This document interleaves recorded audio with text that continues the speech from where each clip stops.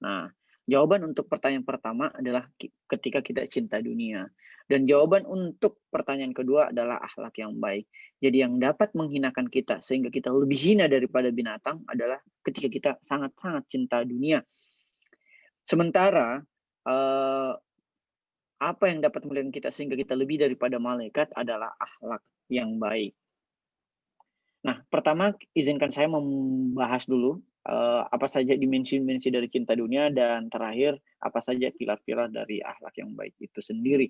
Yang pertama, cinta dunia. Cinta dunia itu dapat kita definisikan sebagai kecenderungan manusia untuk mengikuti hawa nafsunya terhadap dunia materi.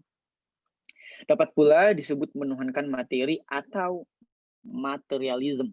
Jadi, even kita yang beragama dapat berpandangan dunia materialisme. Belum tentu kita yang Islam maybe sudah sangat spiritual atau tauhid banget dalam beribadah dan berkehidupan. Bisa saja kita sholat misalnya hanya untuk mendapatkan keuntungan surgawi. Itu kan sangat-sangat materialistis paradigma beribadahnya gitu.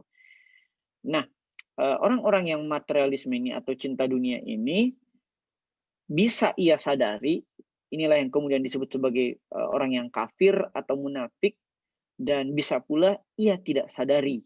Inilah yang kemudian disebut sebagai fasik. Kita mungkin berada dalam kategori seorang yang fasik, tidak sadar bahwa cinta sekali terhadap dunia, atau bahkan kita sadar dan kemudian menghalalkan segala cara untuk meraih cinta dunia kita tersebut. Ya, itu nauzubillah min zalik. Kemarin sudah kita bahas juga tentang ciri-ciri kaum munafik. Ada 10 ciri kaum munafik kemarin kita bahas. Nah, adapun dimensi dari cinta dunia itu sendiri adalah harta, tahta, dan wanita. Sehingga Sayyidina Ali karramallahu wajhahu pernah berasar bahwa jika engkau ingin menguji seorang laki-laki, berikanlah ia harta, tahta, dan atau wanita. Kita dapat melakukan logika sebaliknya. Ketika kita mau uji perempuan, ya uji pula ia dengan harta, tahta, atau seorang pria. Nah, apa itu harta? Nah, harta adalah aset yang dapat diperjualbelikan. Ini kalau kita pakai per definisi hukum perdata kurang lebih ya. Harta yang baik adalah harta yang halal, yaitu halal dari mana datangnya dan halal kemana peruntukannya.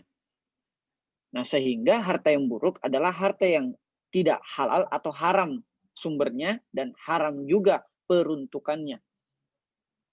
Sehingga kemarin kita telah mengutip hadis dari Rasulullah Shallallahu Alaihi Wasallam bahwa tidak bergeser satu langkah kaki pun seorang anak manusia di hari kiamat sebelum ditanyakan 4 perkara, yaitu bagaimana ia menghabiskan masa mudanya, yang kedua bagaimana ia mendapatkan rezekinya, yang ketiga bagaimana ia membelanjakan rezekinya tersebut, dan yang keempat bagaimana kecintaannya terhadap Rasulullah dan ahlul baitnya. Nah, poinnya adalah bahwa bisa saja kita mendapatkan rezeki yang halal, tetapi peruntukannya itu haram. Atau bahkan peruntukannya itu bagian dari dosa besar juga, yaitu boros. Kita menghambur-hamburkan. Mungkin kita tidak pergi berzina atau bermain judi atau minum minuman keras, tapi kita boros. Itu juga bagian dari peruntukan-peruntukan harta yang tidak semestinya. Nah, di sisi lain, bisa saja pula kita telah menyalurkan harta itu dengan halalan dan thayyiban, tetapi ternyata kita mendapatkan secara batil atau secara haram. Sehingga muncul kemudian anekdot yang mengatakan, wah nggak apa-apa saya dapatkan harta yang haram, nanti saya cucikan dengan saya sedekahkan secara halal. Misalnya ada salah seorang politisi ketika ditanya, kenapa sering bagi-bagi harta atau uang? Dia bilang, ya ini juga kan uang rakyat, ini bagian dari saya untuk mencucinya.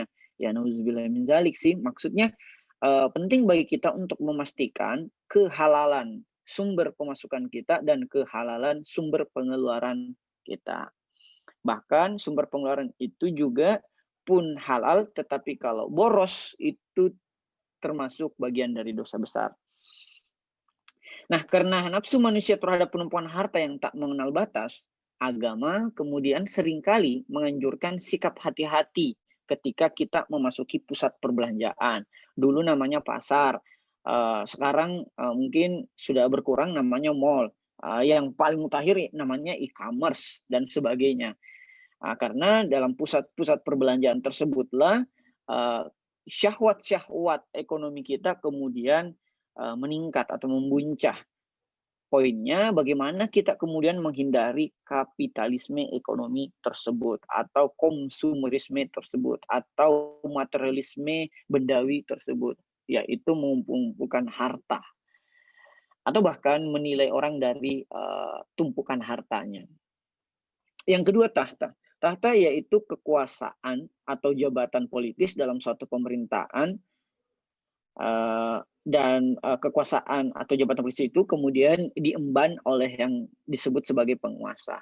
Penguasa yang baik adalah yang mendatangi ulama, sehingga penguasa buruk adalah yang menzolimi ulama atau bahkan tidak mendatangi atau meminta nasihat dari ulama. Kemarin sempat pula kita kutip riwayat dari Rasulullah SAW bahwa ada dua golongan dari umatku yang ketika golongan itu baik maka baik semua umatku, dan ketika golongan itu buruk maka buruk semua umatku, yaitu penguasa dan ulama. Sehingga jika teman-teman ada yang sementara berkuasa, sering-seringlah mengunjungi ulama. Dan jika teman-teman ada yang berkedudukan sebagai ulama, janganlah mendatangi penguasa untuk jabatan atau kecintaan terhadap dunia, tetapi biarkanlah penguasa yang mendatangi Anda. Anda kan dapat menasihati penguasa melalui tulisan, melalui komunikasi-komunikasi yang digital dan sebagainya. Tidak perlu kita menunjukkan kepada publik bahwa kita adalah ulama yang mendatangi penguasa, karena jangan sampai tujuannya adalah untuk meraih jabatan tertentu. Nah, karena sedikitnya jabatan, besarnya pengaruh, dan banyaknya yang ingin berkuasa, agama kemudian menganjurkan politik sebagai badan tok, di mana agama yang merupakan kepalanya, bukan sebaliknya.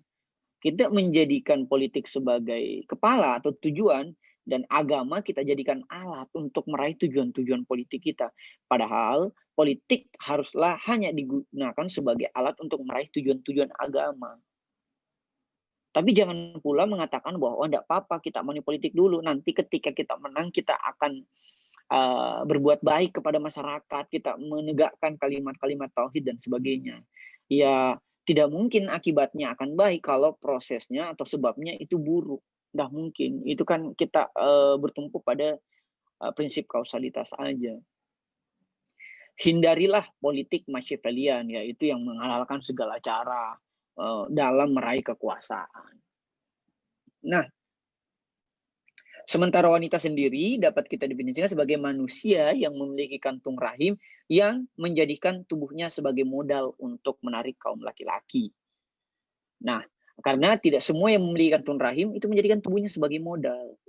Itulah yang kemudian kita sebut sebagai perempuan gitu. Sementara wanita kalau secara Sanskerta, dalam bahasa Sanskerta disebut watata, atau mereka yang ingin ditata.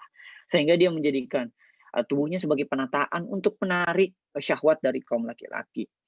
Sementara manusia memiliki kantung rahim yang baik, itulah yang kemudian disebut sebagai perempuan. Ia yang dapat menjadi tumpuan atau perempuan atau tumpuan lelaki dalam hal kasih sayang atau sifat feminitas yang tidak dimiliki oleh lelaki. Dan ini juga berlaku sebaliknya. Agama kemudian memerintahkan perempuan untuk menghijabi auratnya agar syahwat lelaki itu tunduk terhadap kemuliaan perempuan. Di saat yang bersamaan, agama juga memerintahkan lelaki untuk menghijabi pandangannya. Karena jangan sampai kita hanya menyalahkan perempuan. Perempuan sih nggak nutup auratnya. Tetapi kalau laki-laki menghijabi pandangannya itu kan tidak terjadi seksualitas gitu. Begitupun juga sebaliknya. Jangan sampai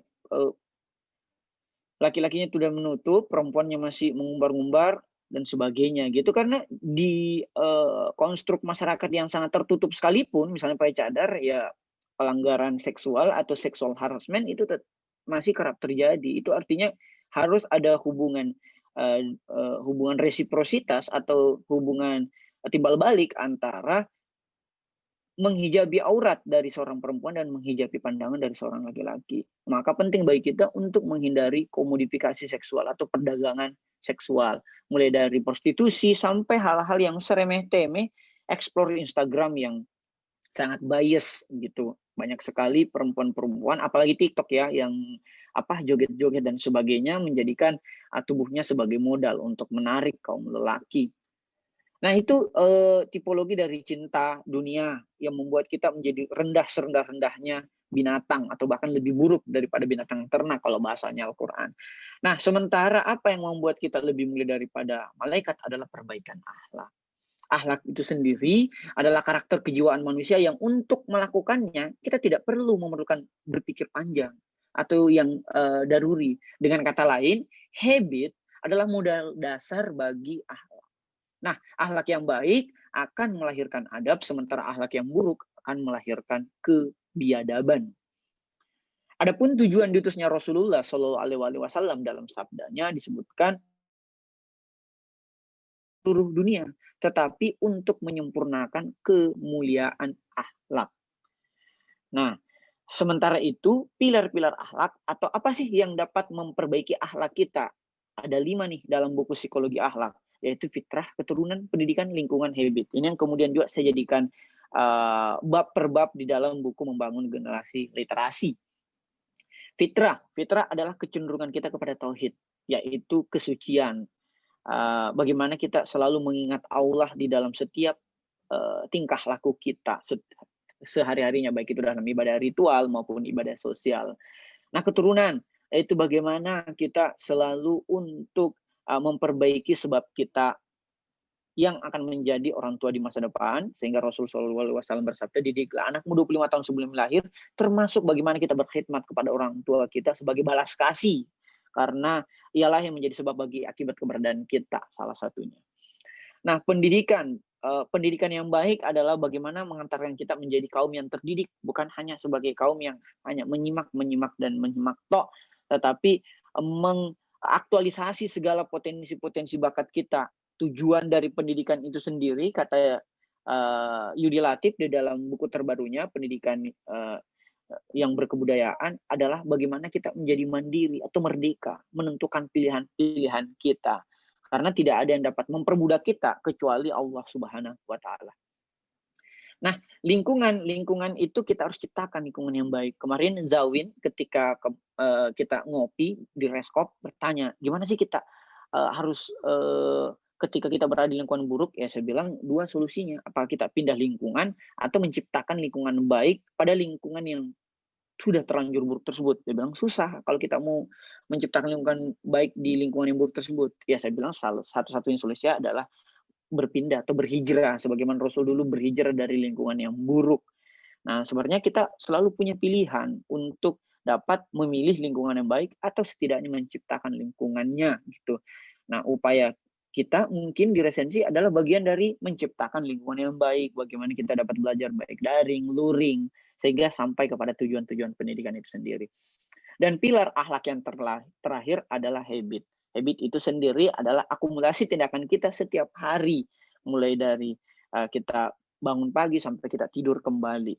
Nah, dalam buku kami selanjutnya berjudul Berlaku Adil pada Hidup, yang membahas 24 Habits on 24 Hours, itu dijelaskan bahwa ada 24 habit pilihan dalam 24 jam yang insya Allah dapat membantu pembentukan karakter kita menuju kebaikan. Nah, sebagai rencana tindak lanjut atau to-do list apa yang harus kita lakukan, 1, perbanyak-banyak mengingat Allah dan Rasulnya. Sebagaimana dalam Quran surat Ar-Ra'd ayat 28, bahwa hanya dengan mengingat Allah hati akan menjadi tenang. Kita juga dapat bersalawat atau mencontoh pola hidup Rasul Shallallahu Alaihi Wasallam. Yang kedua, berkhidmat kepada orang tua, baik itu beliau sebagai sebab bagi akibat kita, maupun berupaya untuk menjadi sebab yang baik bagi anak-anak kita di masa depan. Yang ketiga, belajar bersungguh-sungguh hingga kita sampai ke dalam fase terdidik, yaitu fase yang dimana setiap tindakannya menjadi sumber pendidikan atau orang-orang teladan. Yang keempat, menciptakan lingkungan yang baik, sebagaimana pendapat dari George Bernard Shaw bahwa kita mencari lingkungan yang terbaik, kalau kita tidak temukan, kita ciptakan. Dan yang terakhir, mengembangkan habit yang baik, 24 habit itu tadi. Ini bebas saja sih, nggak mesti habit yang ada di resensi. mengembangkan habit yang baik dan di saat yang bersamaan kita tinggalkan habit yang buruk. Karena habit itu menentukan 95